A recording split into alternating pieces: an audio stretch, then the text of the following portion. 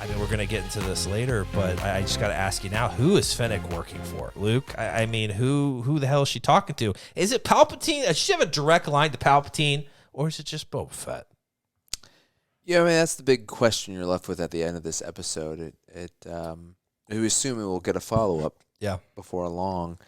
I don't think she's going to be working for the Empire because it seems that, like, from what we know of Tarkin, that he doesn't fully understand the Bad Batch, doesn't know a ton about them. He wanted to learn more about them. So it seems like they're a little bit under the radar in terms of the main Imperials. So Palpatine might not know a ton about them. Tarkin's only starting to learn more about them. It seems to be the Kaminoans who are the most concerned about them. Yeah. So that's, to me, the most likely scenario is that she's working on behalf of them.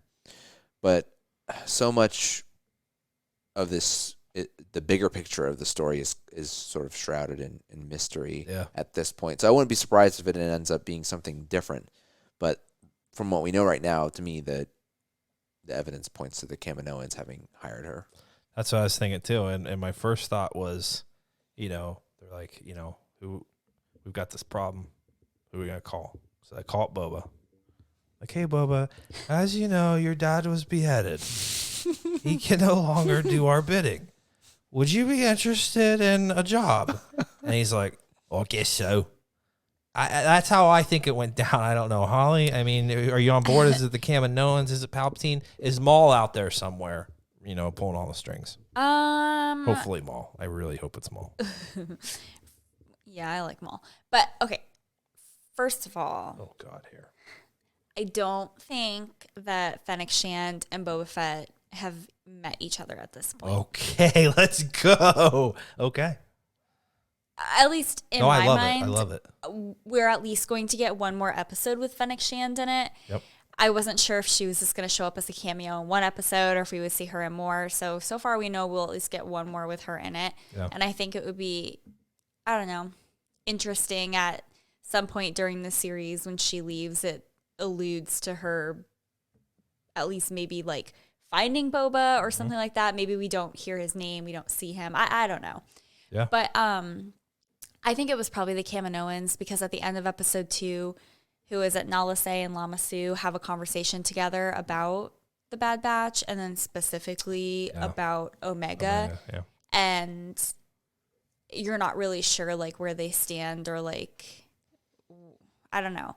It seems like they wanted Omega to get out of that situation, but then they're kind of like, we need her back, or we need her in a place where we know she's going to be. Mm-hmm. So I agree with Luke that it seems more likely that the Kaminoans would be behind hiring a bounty hunter to bring Omega back or bring her to some location that they can keep tabs on. I think that makes the most sense.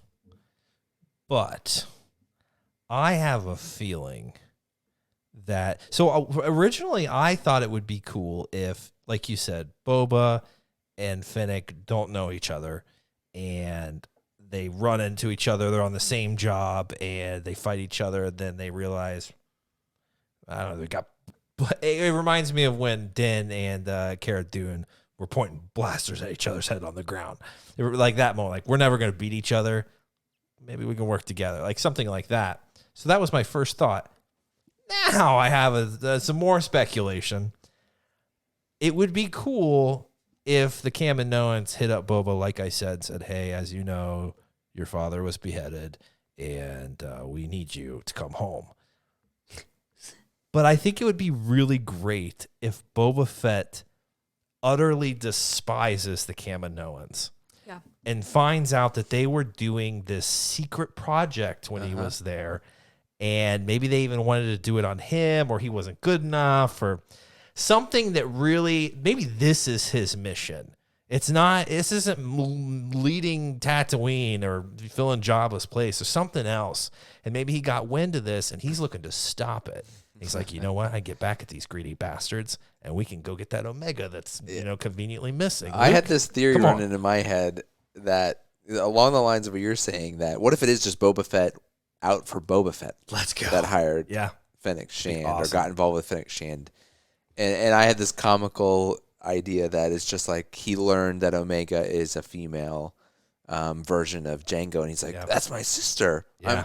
And he's lonely, and he just wants his sister. Yeah. And so he's like, I'm going to hire Fennec Shand to get my sister. Now, that seems really unlikely to me at this point.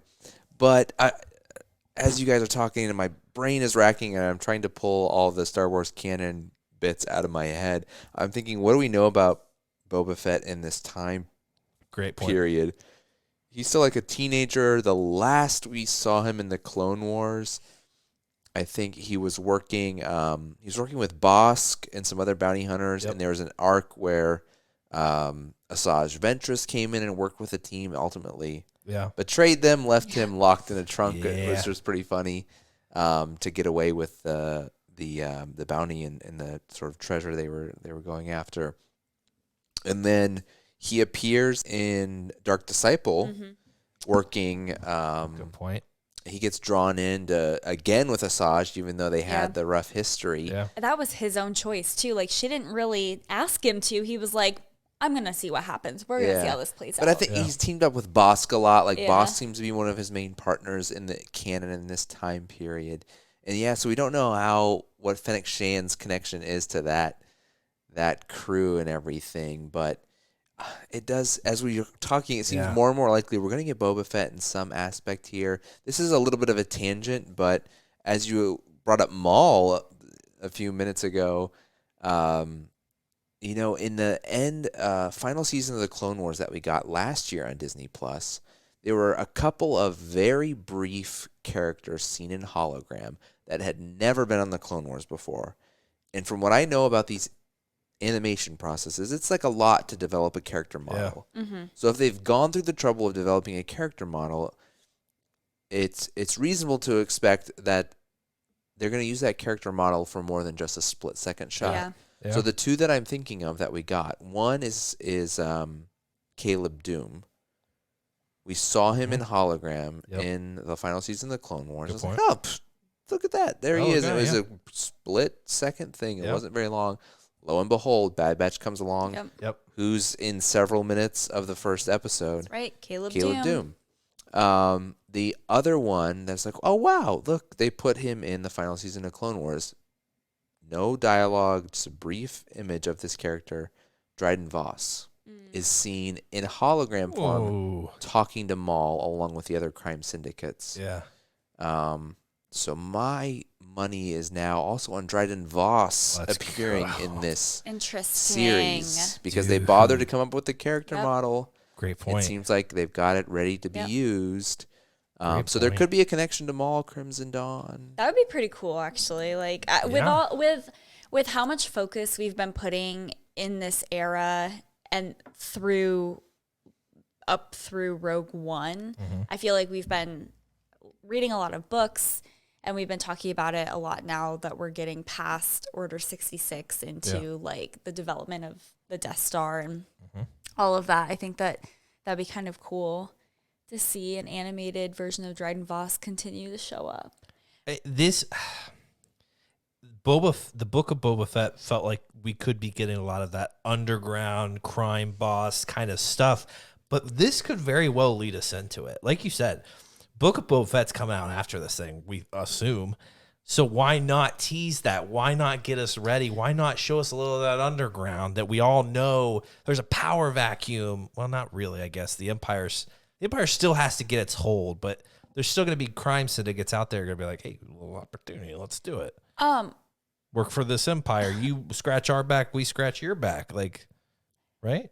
Do you guys remember, though, I feel like at the end of the last season of The Mandalorian, Fennec Shand said how her and Boba Fett kind of teamed up. And I'm not remembering it correctly, but I was under the impression that she said that she owed him. I took that as more that after she was shot there on Tatooine, that he's the one who saved her. Okay. After that, in season 1, where Mandalorian had teamed up with that other guy to go find her, and she ended up shot in the gut. And then at the end of the episode in season 1, we saw the mysterious person appear, come up and find her. So I think I took it as she owes him because he saved her life then, but they could very well have a lot more history than that. Yeah, I truly don't know. And so, because I guess that makes the most sense. Because for some reason, when I heard that, I was like, oh, there must be like something else that happened that now she feels like completely like indebted to him. But I mean, well, it seems like he knows her value though. Then, right? She was worth saving. Exactly, Yeah. she's worth saving. So they've had encounters in the past. They had to have. So hey, I'll save you. Let's go. Let's go. Let's go win over John's palace. We'll do whatever. We can do it together.